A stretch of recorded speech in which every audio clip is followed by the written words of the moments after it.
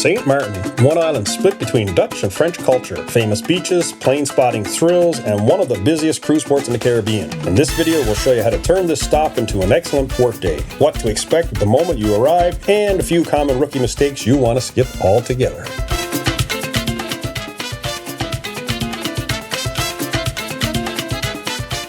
Welcome to Dockside Travel. We're Melanie and Chris. We create cruise port guides, ship tours, and real-world cruise insights to help you cruise with confidence. Sint Maarten consistently ranks as one of the best-rated cruise ports in the Caribbean, and for good reason. You've got great beaches, beautiful scenery, shopping, standout food, and the unique bonus of 2 countries on one island. Cruisers love this port because you can do almost anything here. Beach day, snorkeling, shopping, airplane watching, island touring, or just strolling the waterfront. Today we'll walk you through exactly how this port works, what to expect when you arrive, and how to make the most of your time, whether this is your first visit or your third. Sint Maarten typically welcomes about 1.5 and 2 million cruise passengers per year, often hosting 5 to 7 ships at once during the peak winter season. That makes it one of the busiest cruise ports in the Caribbean, yet the island handles the crowds surprisingly well. You'll dock at Port Sint Maarten on the south side of Philipsburg, and the port itself is clean, organized, modern, and clearly designed with cruisers in mind.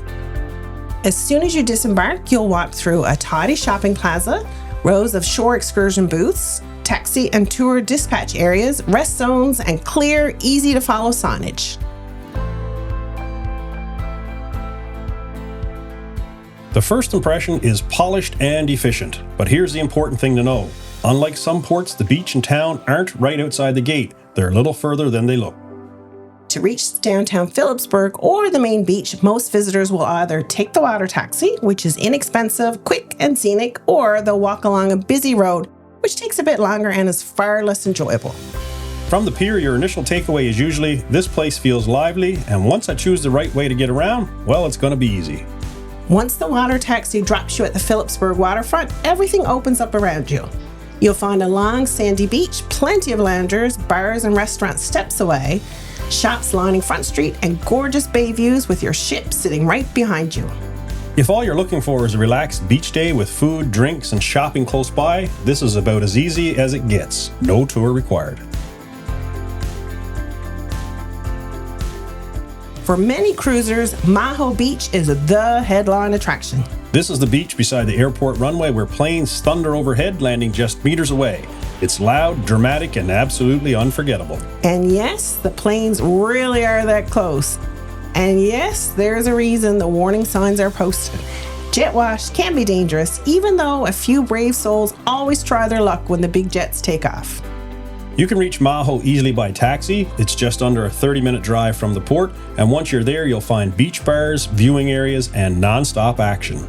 If you want excitement, great photos, and only in Sint Maarten footage, this is it.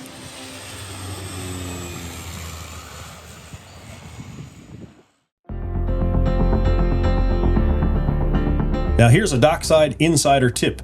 The best beach near Maho isn't actually Maho. It's Mullet Bay Beach or Simpson Bay Beach. Both are just minutes away and offer wider shorelines, clearer water, better swimming, and a more classic Caribbean beach vibe. Many repeat cruisers and locals will tell you these beaches are the better choice if you want less chaos and more beauty. If you're craving culture, scenery, and a beautiful stretch of sand with restaurants and loungers, it's worth heading to the French side of the island. Orient Beach is stunning and very cruiser friendly, with chair rentals, restaurants, and beach bars lining the shore. We've even rented Sea-Doos here on a past visit. It's popular because it blends a great beach day with that relaxed French Caribbean flair. If beaches aren't your thing, Marigot, the French capital, offers shopping, bakeries, cafes, markets, and waterfront views. Food lovers especially rave about Marigot. You'll find pastries, crepes, cafes, and French flavors, all within a quick taxi ride.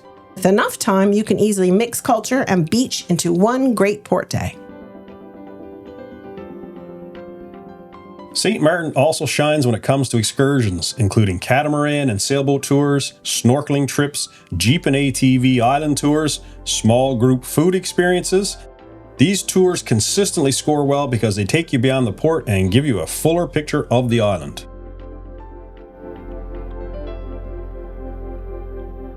If you stay near Philipsburg, you'll have no shortage of beach bars and casual waterfront restaurants. But if you're looking for food that really stands out, Marigot is the move. On the French side, you'll find European-style cafes, pastry shops, bistros, and waterfront dining that cruisers absolutely love. It's a great way to elevate your port day if you're willing to hop in a taxi. Bring small bills, tipping is appreciated, and both euros and US dollars are widely accepted.